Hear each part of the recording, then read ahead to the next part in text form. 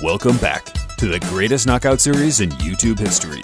Punches that will never be forgotten. In this series, we dig through our personal archive to unearth some of the single greatest punches that have ever landed in a boxing ring.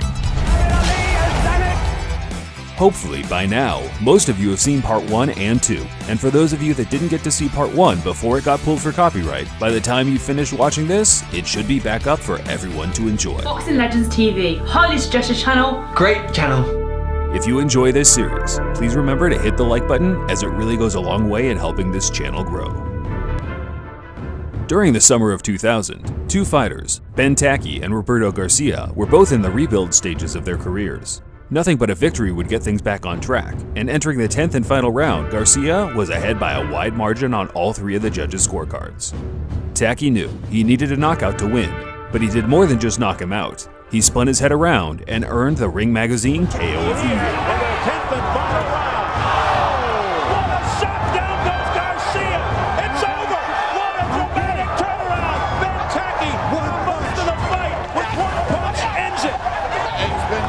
I've seen a guy so thoroughly beaten come back and finish the fight with one punch.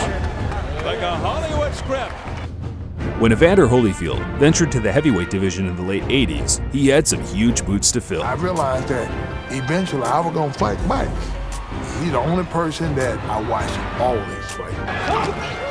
The former cruiserweight champion ran through his first 6 opponents with ease, and when he met the Mike Tyson conqueror, James Buster Douglas, for his first world title shot, he ended him swiftly with a perfectly timed straight right counter. What a shot by Evander Holyfield! It was a twisting right, and down went Douglas. In the long list of videos from my channel, I think this might be the very first time putting together some Butterbean footage. You're tough, I'm tough, it's gonna be a hell of a fight. Butterbean was pretty much a freak show in sports entertainment. He competed in boxing, kickboxing, MMA, and even WWE events. There was a small period of time in the late 90s where the WWE actually featured real boxing on their shows after the fallout of Iron Mike. And it was here where Butterbean landed one of the most savage overhand rights you'll ever see on the unfortunate Bart Gunn. Butterbean! If I were you, Bart, I'd go for a takedown! 27 seconds left. Oh, there's the right hand, folks. It's over. Goodbye. It's over. Butterbean with a first-round knockout of Bart Gunn. It must have been exciting for Jim Ross to commentate on a real contest for once. During the fallout of the heavyweight champion Rocky Marciano in the mid-50s, a new face emerged, one who appeared much faster and visibly skilled than anyone before him, Floyd Patterson. Wow. In 1956, Patterson became the youngest heavyweight champion of all time at 21 and held that record for 30 years before Mike Tyson broke it. However, Patterson's journey as a champion came to a halt when he was beaten up and brutalized by the heavy-handed and undefeated Ingemar Johansson in 1959. The rematch was scheduled a year later, and the bookmakers rightfully had Patterson as an underdog going in. But he got his revenge, and he got it in brutal style. No, I specifically didn't want to do that. I didn't want to make any mistakes in this fight. So I didn't want to give anyone a chance to say that I was a dirty fighter or anything else. Floyd Mayweather has never been known for having concussive punching power, and it's mainly due to his hands slowly breaking down over a long and prosperous career. But he shocked the boxing world in 2007 when he matched up with the 43-0 ultra-aggressive Ricky the Hitman Hatton. Hatton tried his best to rough up Floyd for the early rounds, but it didn't faze Floyd, and in round 10 he set the perfect trap for the check hook. Joe Calzaghe, who's 44 and up. They've been stride for stride throughout their career. Check left hook. A check left hook went right into it. You never saw it. You know, Emmanuel said that Ricky brought out the best in you. Well, I guess he did. All right, thank you. That's for sure. We've had some funny looking faces on the canvas in this series so far. Shocked, stunned, and some even zombified.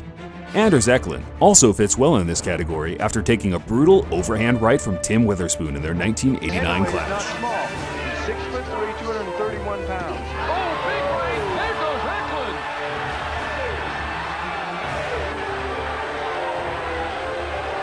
This one is over. When a big shot like this lands on the temple, it's simple, game over for anyone.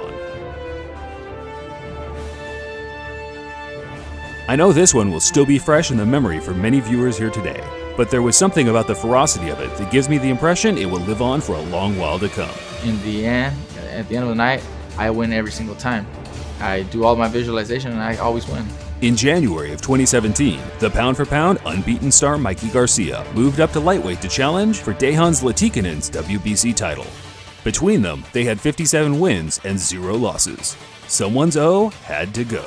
One of the nice right uppercut, left hand, and Zlaticanen goes down for the first time in his career. And Mikey Garcia has become a 3-division champion. An immediate concern for Dejan Zlaticanen. The term blink and you'll miss it is a bit overused in today's game. How about blink and you'll score the luckiest knockdown of your career? Well, that's exactly what Danny Garcia did to the speed demon Amir Khan back in their 2012 unification clash. Khan is extremely sharp. Khan was dazzling him with his rapid hands throughout the first 3 rounds, and then Garcia swung for the fences. Down goes there it is. Off a sensational counter left hook by Garcia. Sensational counter left hook. And Amir Khan may not get his senses back. Khan somehow made it to his feet, but was stopped soon after.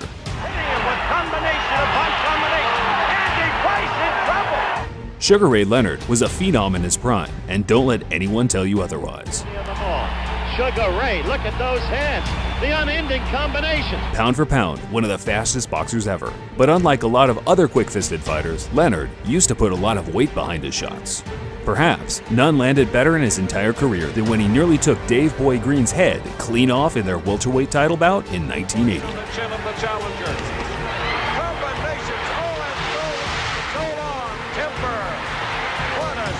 The way Leonard used his full body to generate the power is frightening. Literally, his feet were off the ground. Meet Randall Bailey, the boxer that goes by the nickname the KO King, and it's certainly not a fabrication.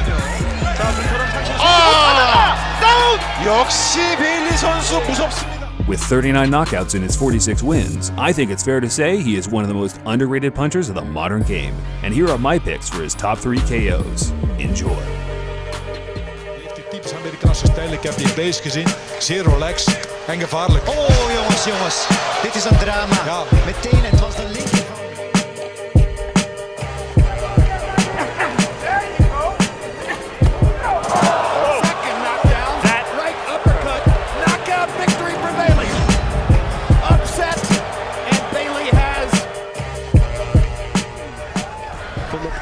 Represents danger to him. There it is again!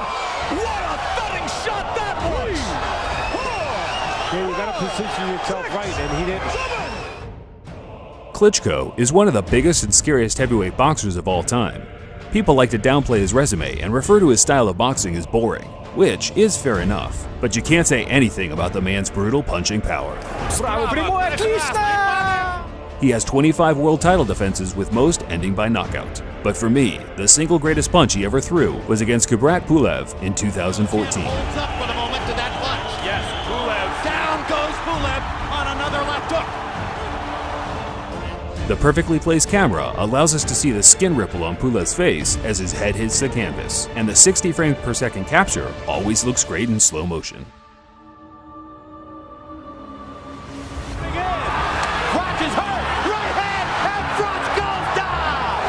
Has anyone ever wondered what happened to Jermaine Taylor? In 2005, he became the undisputed middleweight champion by outmaneuvering the Hall of Fame legend Bernard Hopkins. A few years later, he was battling away against the likes of Kelly Pavlik, Carl Froch, and Jeff Lacey. In 2014, however, I'll never lose to another white boy. Fuck you. Yeah, it seems like he might have lost his mind a bit, and I've got a weird feeling it had something to do with his truly devastating knockout loss to Arthur Abraham in 2009. Check it out.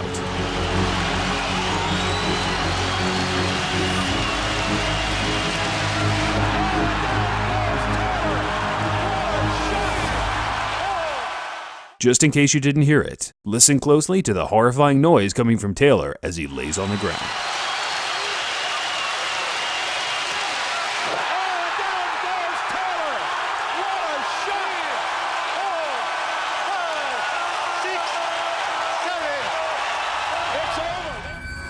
James Toney was the man in the early 90s. He was known for being the slickest of all slick fighters around. He could box, punch, slip, slide with staggering ease, and by July of '94, he had built up a record of 45 fights unbeaten, which was the longest streak in the world at the time after Julio Cesar Chavez had just lost his ridiculous 90 unbeaten streak a few months prior.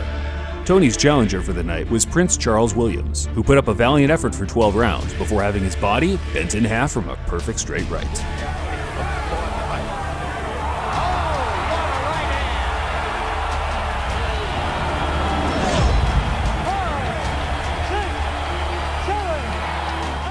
The 2003 toe-to-toe thriller between Rocky Juarez and Antonio Diaz had everything a fight fan could ask for. Controversy, blood, an enormous amount of punches landed, and to top it off, a jaw-dropping knockout of the year by the trailing Rocky.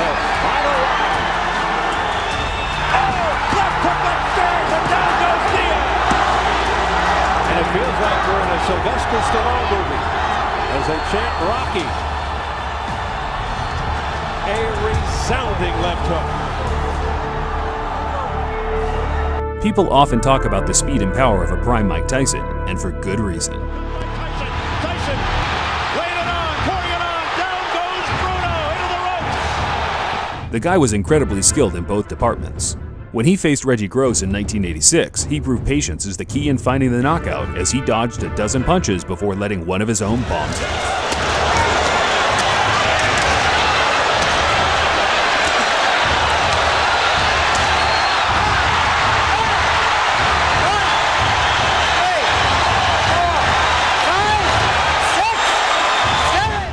I only found out about this knockout recently while researching for one of my videos, and there is no better feeling than finding a hidden gem like this.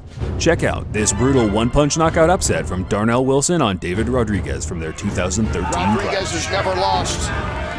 36-0 in his career. It's all over. This fight's over. Wilson has knocked him out. Fight's over. 10 seconds left.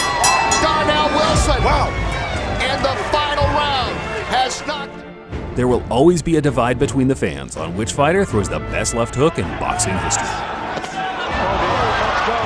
Some say Mike Tyson, others say Joe Louis, but for me personally, it's between Joe Frazier or Tommy Morrison. These two knocked out too many men to name with a left hook, so here are my picks for the top 10 between them. It is an amateur. Incidentally, as an amateur, he lost to the Olympic trials. A big right hand followed up on the left.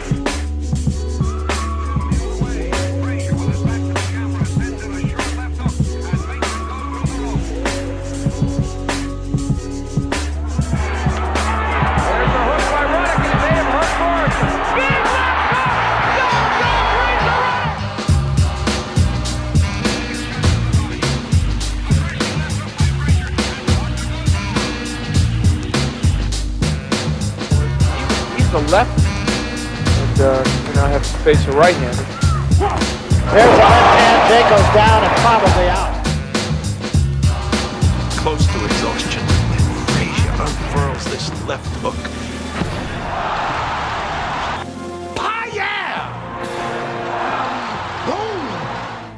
We thought we would end the video by bringing you a boxer's perspective on the anatomy of a punch. Deontay Wilder is undoubtedly one of the hardest punchers in the world today. In fact, he might be the hardest puncher between every living human being today.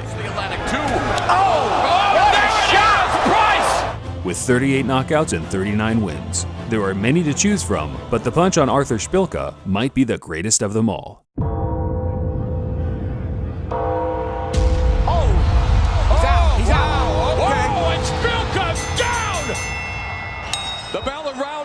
He did that same look that he'd been doing through the first round all the way to the 9th round. So I knew where his head was gonna be. So when I saw it, time he made that move, I was on it. When I hit him, it was so sharp on his chin. It was like slicing a thin piece of cheese. I barely felt anything. I felt the graze off it. I think personally I killed him 3 to 5 seconds. You know, I didn't see him breathing. His chest he wasn't inhaling, exhaling. I didn't see no movement with the chest. I think for 3 to 5 seconds of his life, I think he died. Yeah, we need immediate medical attention to Arthur Szpilka.